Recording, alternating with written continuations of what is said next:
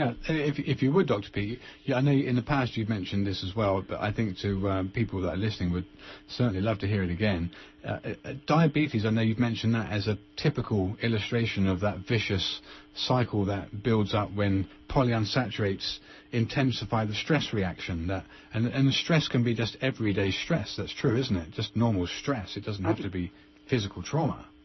Yeah, anytime your blood sugar falls, that's a stress reaction. Right. It first calls up adrenaline to move glycogen into the bloodstream, largely out of your liver, but your muscles have quite a bit of stored glycogen, too, that they can use. And adrenaline first activates that. But when you run out of a stored glycogen and your blood sugar falls more... And how long does that take?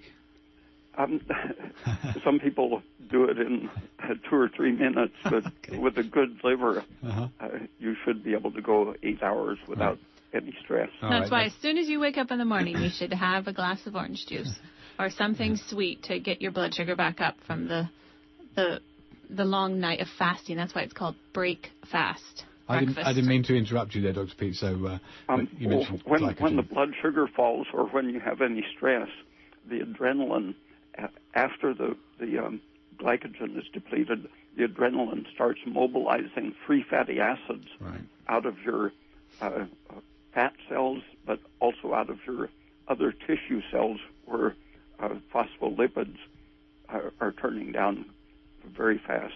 And the phospholipids will come into the blood releasing free fatty acids. And if you've incorporated a lot of the polyunsaturated fats into your tissues, these free polyunsaturated fats happen to not only interfere with sugar metabolism, but they also signal more stress hormone production. Okay. So they will tell your brain that the stress is worse than it was. Right, they have an intensifying effect then. Yeah,